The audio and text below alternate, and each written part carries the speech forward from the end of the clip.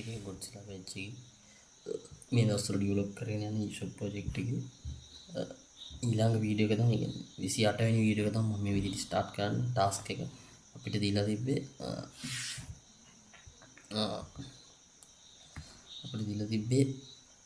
කාට් එකට ප්‍රොඩක්ට් එකක් ඇඩ් වෙන විදිය සහ view වෙන විදිය ගැන පොඩි එක්ස්ප්ලේන් එකක් දෙන්න.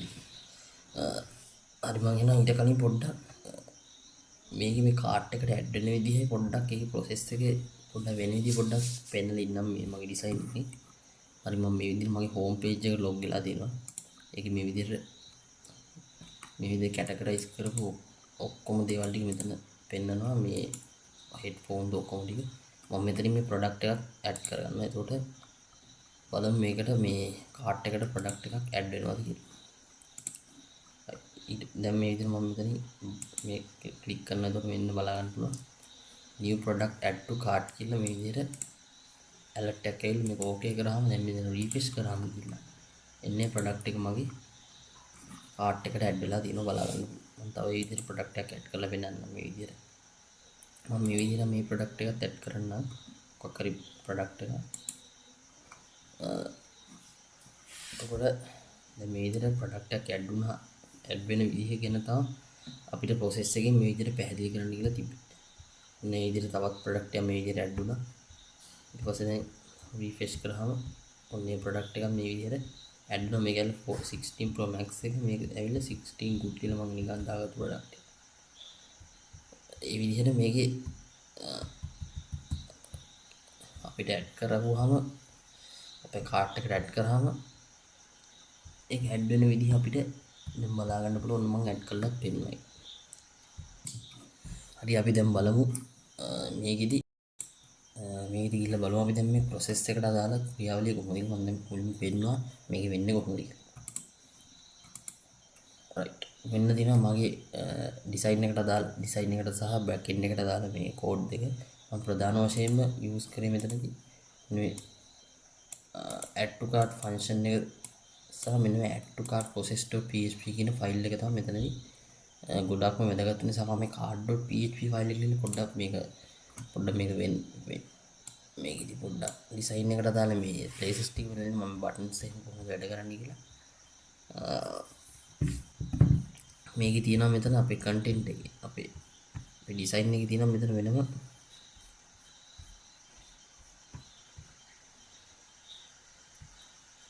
හෝම් එකෙත් අපිට තියෙනවා පොඩි කොටසක් මෙන්න මේ add to cart මෙන්න මේ on click එකෙන් තමයි මෙන්න මේකෙන් තමයි අපි add to cart එකට දාගන්නේ මෙතන right මෙන්න මේ බටන් එක ඇතුළට දාලා තමයි මෙන්න මේ on click එක දාගන්නේ අපි add to cart එකට.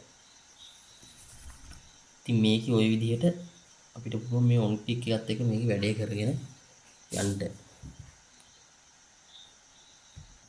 මේ විදිහට මේ බටන් එකට ඇංගර් ටැග් එකක් දීලා බටන් එකට on click එකක් දීලා තිනවා. ඒක තමයි ෆන්ක්ෂන් එක මෙතන මම මේ විදිහට කෝල් කරලාගෙන මගේ වැඩේ මෙතනදී මම කරගෙන තියෙන්නේ. right එහෙනම් අපි යමු මේකේ ඉතුරු කොටසට. දැන් මේකද බලා ගන්න පුළුවන් අපිට මම මේ විදිහට add to cart function එක use කරලා මේකේ get method එක යවන්නේ add to cart process.php file එකට මේකේ product id එකත් එක්ක. ඊට පස්සේ id එක true වෙනවා. true වුණාට පස්සේ මෙන්න මේ add to cart process.php file එකට අපි සීලම දේවල් ටික මෙතනට අපේ translations එක වෙනවා. right මම මේ ඉතින් මුලින් php tag එක මෙතන open කරගෙන close කරන් දින මෙතන මේක බලා ගන්න පුළුවන් මෙතන මේ විදිහට මම open කරලා දිනවා. මෙන්න අර නේ close කරලා දිනවා මේ. ඊට පස්සේ මෙන්න මේ include කරලා දෙන මම connection.php ෆයිල් එක.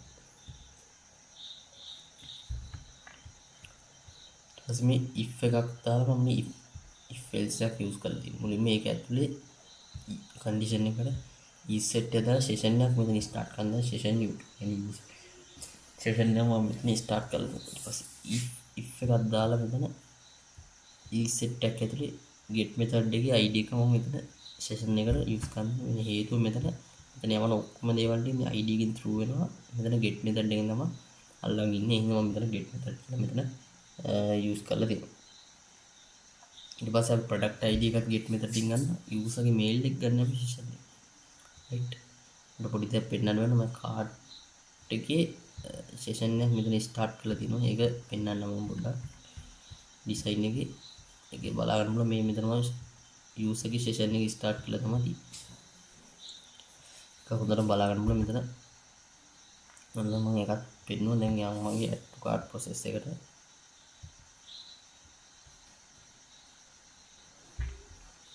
ඊට පස්සේ බලා ගන්න පුළුවන් අපිට අපේ database එකට අදාළ වෙන මෙතන queries වගේ මම මෙතන කෝඩ් කරන් දෙනවා මේ query වලින් වෙන්නේ මෙතන search මෙතන බලන්න ප්‍රධාන වශයෙන් insert query එකක් තියෙනවා මෙතන යට update query එකක් තියෙනවා අපේ product එක update කරගන්න කතා ඒක මම ඊළඟට කියන්නේ select එකක් තියෙනවා ඒ වගේ ආදි වශයෙන් ගොඩක් තියෙනවා එතකොට මේකෙදි මේ card result එකට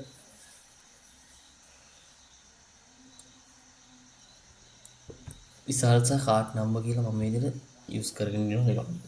ඊට පස්සේ මෙතන search එකක් වෙනවා අපේ product ID එකයි email එකයි use email එකේද මේ card එක තියෙන්නේ.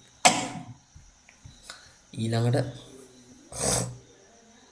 ඒ ටික ඔක්කොම හරිනම් මෙන්න මේ product එකේ නැවත search කරන්න කියනවා product එකට දාලා product ID එක. ඊට පස්සේ product data වලින් එකලා එන්න product result එකෙන් යවනවා fetch as okay විදිහට. ඊළඟ product quantity එක එතන equal කරගෙන product data වලට quantity කරලා product data එක quantity එකකින් මෙතන මේ include කරන් තිනවා අපේ database එකේ quantity කියන අදාළ කොටස. ඊට පස්සේ මෙතන if else එකක් දාගත්තා නැවතත් ඒකේ condition එක නෝ card number එක මෙතන equal 1 කියලා. ඊට පස්සේ card data එක equal වෙනවා card result වලට. fetch as okay එක මෙතනදී use කරලා තියෙනවා සහ current quantity එක new quantity එක මෙතන add වෙන විදිහ මෙන්න in type එක මෙතන use කරලා තියෙනවා currency quantity එක. මේල add to cart process එකේ if else එකේ දෙවෙනි if else එකේ යට තියෙන කොටස කතා කරන්නේ.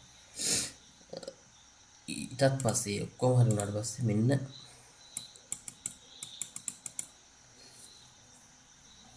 අපේ product quantity එක new quantity එකක් බවට පත් වෙන. එතන මෙතන update එකක් වෙන්නේ එතන. ඒතර update එකක් වෙද්දී database එකේ insert එකක් තමයි database එක update එකක් වෙන්නේ update වෙද්දී. ඊට පස්සේ card කියන table එකේ මෙන්න මේ quantity එක update වෙන්න කියනවා set වෙන්න ඕන. new quantity කියන variable එක අල්ලගත්තම මේ card ID එකට දාලා card data වලින් card ID එක අල්ලගන්න කියනවා. card updated කියන එකක් එනවා. නැත්නම් මේකේ කිසිම එකක් නැතුව අපි හිතමුකෝ database එකේ නැති quantity එකක් මෙතන අපි add කරන්න යනවා card එකට.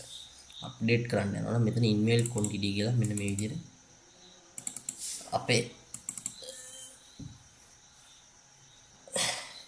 එක කියන්නේ මේකේ ඇත්තටම invalid quantity කියන්නේ මේකේ කිසිම database එකේ කිසිම මේ card එකට දාලා product එක නැත්තම් මෙතන invalid quantity කියලා එනවා. ඊට පස්සේ මේ database එකේ insert වෙනවා මෙතන ආයේ අපේ සුපුරුදු පරිදි අපේ කොමඩි අප්ඩේට් වුණාට පස්සේ ඊළඟට insert වෙනවා මෙන්න මේ new product added to success card කියලා එනවා. එහෙමත් නැත්නම් මෙන්න මේ something went wrong කියලා alert එක එනවා. ඊටත් පස්සේ අපි හිතමු දැන් යම් කිසි කෙනෙක් අපේ user කෙනෙක් නැත්නම් client කෙනෙක් මේක use කරද්දී lock වෙලා නැත්නම් card එකට අපිට direct යන්න බෑ. එහෙනම් අපිට lock වෙලා හරි sign up වෙලා හරි එන්න වෙනවා. මොකක් හරි හින්දා. ඔය දෙක එකක්වත් කළා නැත්නම් යන්න බෑ අපිට. මම පොඩ්ඩක් දැන් මේක ආයේ පෙන්නලා ඉන්නම්. right මෙන්න දිනවා මගේ cart එකට දාලා කොටස. මම මෙතනින් product එක පොඩ්ඩක් remove කරගන්නවා මගේ cart එකට ආයෙ add කරන්න ඕනින්ද. දැන් මම යනවා මගේ home page එකට. ගිහලා home page එක උඩ refresh කරනවා. දැන් මම මේ විදිහට මෙන්න මේ mobile කියන section එකට දාලා මගේ මේ iPhone 16 Pro Max කියන මම මේ product එක මම මෙන්න add කරන්නේ. ඒකට add වුණාට පස්සේ මෙන්න new product add cart කියලා මෙන්න alert එක එනවා. කියන අපේ product එක add වුණා. ඊපස්සේ refresh okay කරාට පස්සේ මෙන්න මෙතෙන්ට refresh වෙන්න ඕනේ. refresh කරාට පස්සේ මගේ ප්‍රොඩක්ට් එක මෙතෙන්ට ඇඩ් කරනවා. දැන් අපි ඩේටාබේස් එකට ගිහිල්ලා බලමු කොහොමද ඒක වෙලා තියෙන්නේ. මගේ ඩේටාබේස් එක normal විදිහට TND එකේ කාට් එක රීෆ්‍රෙෂ් කරාම මෙන්න මගේ ප්‍රොඩක්ට් ID එකත් එක්ක මෙන්න iPhone 16 Pro Max කියන එක මෙතනින් ඇඩ් වෙලා තියෙනවා. සහ user email එක මෙතනින් ඇඩ් වෙලා තිනවා.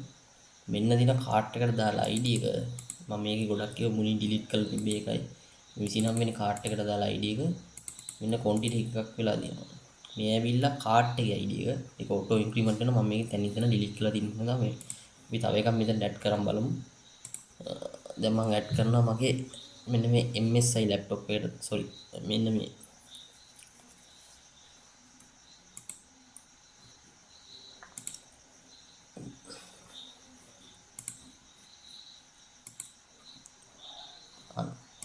අර කාට් අප්ඩේට් කතාව තමයි ඔන්න ඔය දැන් උනේ. දැන් මේකෙදි ඇත්තටම උනේ මේ MSI එකේ මම මේක ක්ලික් කරේත් ඇත්තටම මේ MSI ලැප්ටොප් එක මම කලින් කාට් එකට ඇඩ් කරන් තිබ්බා. ඒක දැක්ක කලින් රෙකෝඩ් වෙනවා අනිවාර්යයෙන්. ඔන්න කාට් අප්ඩේටඩ් කියලා ඇලර්ට් එක ආවේ මෙන්න මේ මෙතන වෙන දේ. ඒ කියන්නේ මගේ කාට් එකේ දැනටමත් මම ඇඩ් කරලා තිබ්බ ප්‍රොඩක්ට් එකක් උඩින් ක්ලික් කරොත් ආයේ quantity එක මෙතන වෙනස් වෙනවා. right දැන් බැරි වෙලාවත් මම මෙතනින් මම quantity එක වෙනස් කරන්න දීලා refresh කරොත් අන්න ඒක නැති වෙනවා. ඒ කියන්නේ අපිට මෙතනින් මේක කෙලින්ම direct මෙතනින් දෙන්න බෑ. right දැන් මම මේ iPhone 16 Pro Max කියන එකට ආයෙ මම පොඩ්ඩක් ගිහිල්ලා මේ add to cart button එක press කරන්න ඕන ආයෙ cart updated කියලා ගිහිල්ලා බලද්දි quantity එක 2 වෙන්න ඕනේ අනිවාර්යයෙන්. මෙන්න එතකොට අපේ මෙතන ඔන්න quantity 2 එකක් ආවා. මම මේකත් remove කරගන්නකො මෙතනින්. right දැන් මේක ගිහිල්ලා බලමු අපි database එකේ කොහොමද වෙන්නේ. අන්න quantity එක දෙකක් වුණා. ඔන්න ඔය කතන්දරේ තමයි උතනදී වෙන්නේ. කියන්නේ අපේ දැනටවත් අපි කාට් එකට ඇඩ් කරලා තියෙන ප්‍රොඩක්ට් එකක් මෙතන ආයේ අපි ඇඩ් කරොත් මෙතන quantity එක වෙනස් වෙනවා අනිවාර්යයෙන්. ඒක තමයි වෙන්නේ. කියන්නේ අපිට අතනින් manually වෙනස් කරන්න බෑ. so manually කියන්නේ අපිට එතනින් වෙනස් කරන්න බෑ. අපිට මෙතනින් ඕන තව ඇඩ් කරගන්න. දැන් මම මේ iPhone 16 කියන මගේ ප්‍රොඩක්ට් එක ඇඩ් කරගන්නවා. ඔන්න ඒකෙන් මම quantity එක එකයි ඇඩ් කරගත්තේ උතනින්. ඔන්න ඒක මෙතෙන්ට ආවා. දැන් මම ගිහලා මේකට තව පාරක් ක්ලික් කරන ඔන්න කාට් අප්ඩේට් කියලා ඔන්න නැවතත් ආයෙ වුණා කාට්. දැන් මෙතන දෙපාරක් වුණා. දැන් බලන්න ඕනේ මේකෙන් කොහොමද ඔන්න quantity එක තුනක් වෙලා තියෙනවා.